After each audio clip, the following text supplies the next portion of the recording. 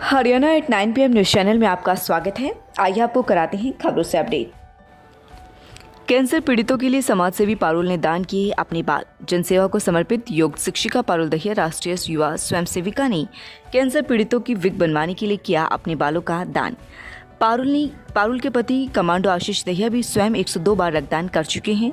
वे विभिन्न क्षेत्रों में पीड़ितों की सेवा करते हैं।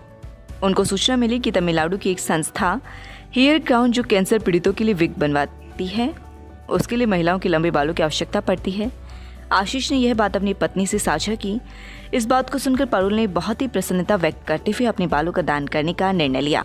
वह तत्काल सैलून पहुंची और अपने बाल कटवाए। उनके द्वारा दान किए गए बाल तमिलनाडु की संस्था हेयर क्राउन को भेजे जाएंगे, जहां पर कैंसर पीड़ित रोगियों के लिए विग बनाई जाएगी। जानकारी के लिए बता दें कि पारुल स्वयं 13 बार रक्तदान कर चुके हैं। वे नियमित रूप से विभिन्न स्थानों पर पीड़ितों के लिए रक्त उपलब्ध करवाती हैं। आशीष और पारुल की यह जोड़ी हर क्षेत्र में समाज सेवा के लिए प्रसिद्ध है। यह दंपति विभिन्न उपलक्ष्य पर पौधारोपण भी करती है। वह पौधों का भी दान करती है। बालों को कोरियर करने से पहले पारुल ने कन्या महाविद्यालय के प्रधानाचार्य सुरेश ब्यूरा, अपनी सास सरोज देवी व चाची सास सुदेश देवी का आशीर्वाद लिया। सभी ने पारुल द्वारा दिए गए इस निर्णय की सराहना करते हुए हर संभव सहयोग करने का वचन दिया। कैंसर के उपचार के दौरान रोगियों के बाल उठ जाते हैं। ये बाल मैंने अपने डोनेट किए हैं उनकी विग बनाने के लिए। जैसे हम भी कभी बीमार हो जाते हैं, हमें भी महसूस होता है, तो उनके तो बाल ही चले जाते हैं बिल्कुल। तो उनकी विग बन जाए, उनको भी अच्छा महसूस हो, बाहर निकले वो समाज में तो बुरा ना लगे कि इसके पास बाल ही नहीं है। इसलिए मैंने अपने बाल डोनेट किए हैं विग बनाने के। कल्पना चावला विद्यापीठ में प्री प्राइमरी के अभिभावकों की काउंसलिंग की गई। इस मीटिंग का शुभारंभ अध्यापिका सीमा के द्वारा किया गया, जिन्होंने विद्यालय पहुंचने पर सभी अभिभावकों का आभार व्यक्त किया। उसके बाद मंच का कार्यभार प्राचार्य मीनाक्षी अरोड़ा ने संभाला। उन्होंने सभी अभिभावकों को बताया कि आप सभी ने ऑनलाइन शिक्षा प्रणाली में विद्यालय को बहुत अधिक सहयोग किया है, लेकिन हमें यह भी ध्यान रखना पड़ेगा कि हमारे नैतिक मूल्यों का हनन ना हो। अभिभावक होने के नाते हमें बच्चों को प्यार व पोषण भी दिया जाना चाहिए, ताकि बच्चा सुरक्षित महसूस करे। बच्चे को दादाजी व दादी जी के साथ बैठने व समय बिताने के लिए प्रेरित करें। अध्यापक रमन ने भी अभिभावकों को संबोधित किया कि कोरोना काल में जो शिक्षा की कमी रही है, उसे आगे आने वाले समय में पूरा करना होगा और अपने बच्चों को सभी प्रकार की शिक्षा प्रदान की जानी चाहिए। कल्पना चावला विद्यापीठ के द्वारा ऐसे अभिभावक जिन्होंने बच्चे के संपूर्ण विकास में सहयोग दिया तथा हर गतिविधि में बढ़ चढ़कर भाग लिया, उन्हें पुरस्कृत किया गया तथा एक एक पौधा उन्हें भेंट स्वरूप दिया गया और उसकी देखभाल करने के लिए भी उनसे कहा गया, क्योंकि इससे हमारा पर्यावरण स्वच्छ बनता है और स्वच्छ पर्यावरण में ही स्वच्छ शिक्षा ग्रहण की जा सकती है। निदेशक धर्मराज खत्री द्वारा अन्य स्टाफ भी मौजूद रहा।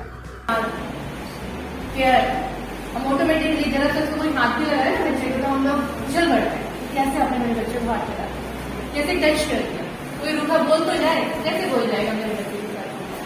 तो वो जो फीलिंग होती है हमारे अंदर ऑटोमेटिकली जनरेट होता है। भाई हमारे बच्चे को कोई टच नहीं कर सकता, हमारे बच्चे से कोई गलत तरीके से बात नहीं कर सकता, हमारे बच्चे के खिलाफ कोई बात नहीं कर सकता। जैसा है जो है वो मुझे मंजूर है। सिसाना गांव में पुलिस ने अवैध रूप से शराब बेचने के आरोप में एक युवक को गिरफ्तार किया है, जिसके पास से पुलिस ने देसी शराब की 12 बोतल बरामद की। आरोपी ने अपनी पहचान सिसाना निवासी के रूप में दी है, जिसके खिलाफ खरखुदा थाने में मामला दर्ज किया गया है।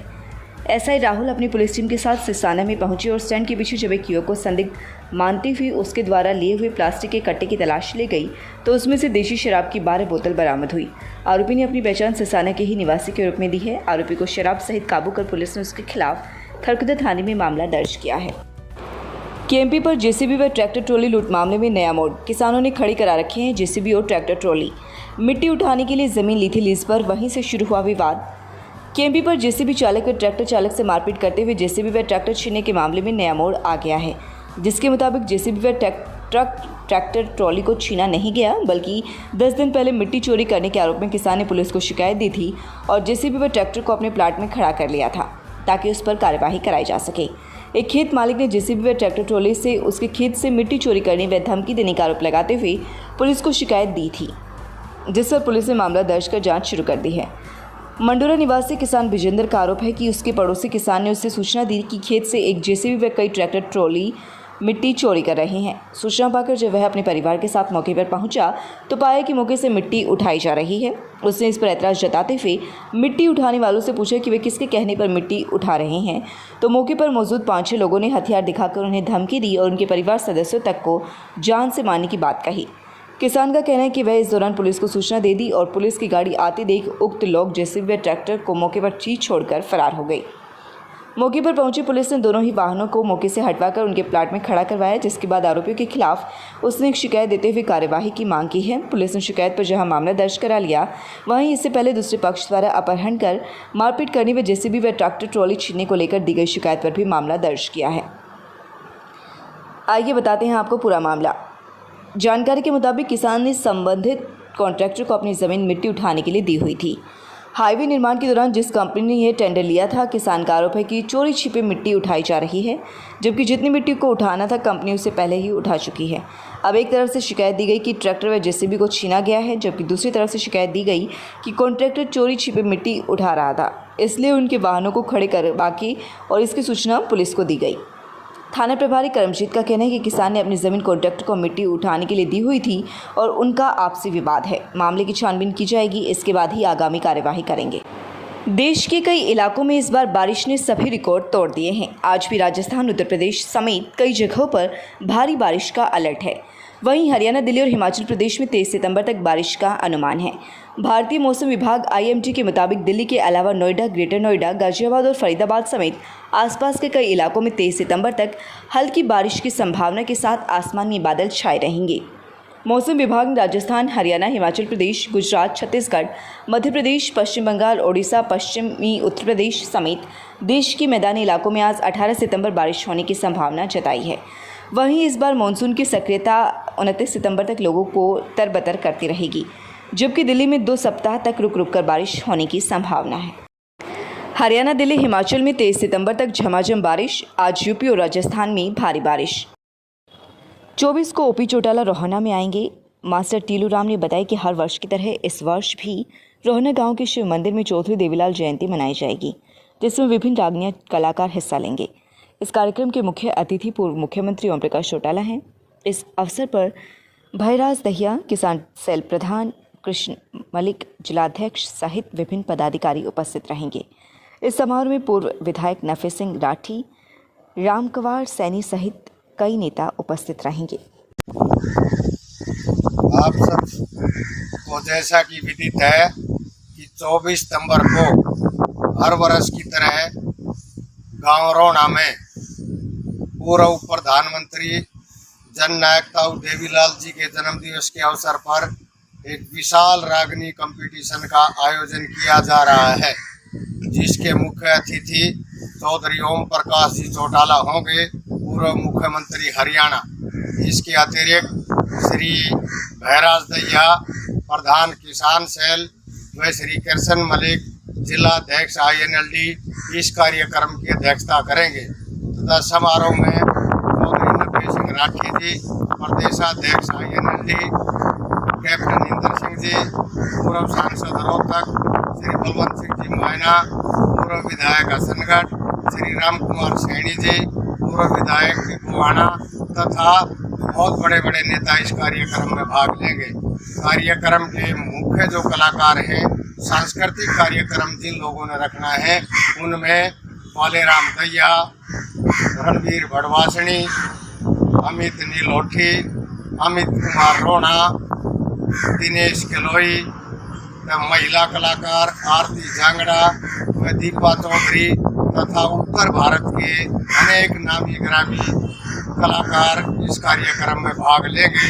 अतः आपसे अनुरोध है कि 24 सितंबर को सुबह 10 बजे, दिन में सुबह 10 बजे आप शिव मंदिर रोहना में बाबा भोलादास के स्थान पर आकर के कार्यक्रम की शोभा बढ़ाएं तथा भरपूर मनोरंजन का लुत्फ उठाएं। आप सबका बहुत बहुत धन्यवाद। अदला बदली में हुई थी ननंद की शादी, तलाक की नौबत आई तो उस पर भी बनाया तलाक का दबाव।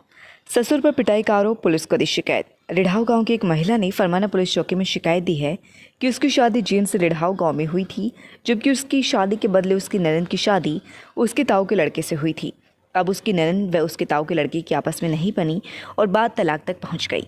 इसी बात से नाराज उसका ससुर उस पर दबाव बना रहा है कि अगर तलाक हुआ तो उसे भी तलाक लेना होगा। महिला ने पुलिस से गुहार लगाई है कि उस पर जबरन तलाक देने का दबाव बनाया जा रहा है। उसके 2 लड़के हैं, उसकी ननद की अपने पति से नहीं बनती तो इसमें उसका क्या दोष है।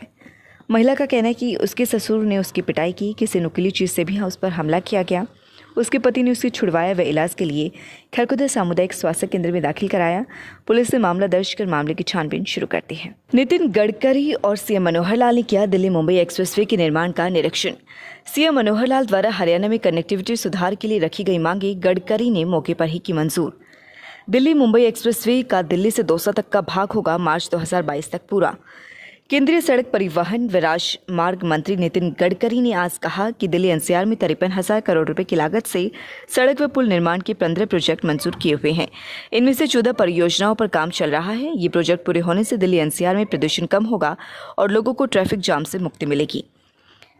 हरियाणा के मुख्यमंत्री मनोहर लाल के साथ दिल्ली मुंबई एक्सप्रेसवे के निर्माण कार्य का निरीक्षण करने के उपरांत नितिन गडकरी गुरुग्राम जिले के सोहाना उपमंडल के लोहट की गांव में आयोजित कार्यक्रम में संबोधित कर रहे थे। उनके साथ केंद्रीय सांख्यिकी राज्य मंत्री राव इंद्रजीत सिंह और सोहाना के विधायक संजय सिंह भी थे। नमस्कार, मैं doctor Saurabh Makkar tulip hospital में अपनी ईएनटी की सेवाएं दे रहा हूं। ईएनटी स्पेशलिटी में नाक, कान और गला, इन सब के जो बीमारियां हैं उनको देखा जाता है। इसमें हम नाक, कान, गले की बीमारियां जैसे कान के पर्दे में छेद होना, कान की हड्डी गल जाना, कान से सुनाई ना देना, चक्कर आना, ये सब दिक्कतें हम देख रहे हैं। नाक की दिक्कत, नाक से खून आना या फिर नाक की हड्डी टेढ़ी हो जाना, नाक में मांस बढ़ जाना। अगर इस किसी भी दिक्कत से आपको किसी भी चीज़ का ऑपरेशन कराने की ज़रूरत पड़ती है, वो ऑपरेशन भी यहाँ पर सब सुविधाओं के साथ उपलब्ध हैं। दूरबीन के साथ हो जाता है, बिना चीरे के हम ऑपरेशन कर रहे हैं यहाँ पर। हाँ, सीधा यहाँ से लेके और फिर लेफ्ट और फिर राइट। ठीक से बेटी। अरे ये सब्जी कहाँ से आई? अच्छा, मैं सब्जी बेचने के लिए आई हूँ।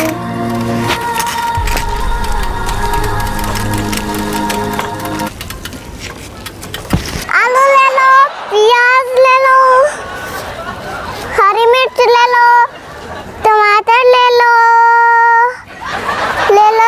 आ जाओ। स्वागत है आपका Saini health care pharmacy, a complete health care center में। हमारे यहाँ अंग्रेजी, देसी व पशुओं की दवाइयाँ, cosmetics, green tea, surgical items, हर प्रकार की vaccine, food supplements, streamer, hair dryer आदि, wheelchair, thermometer, nebuliser, sugar machine wholesale rate पर मिलती है।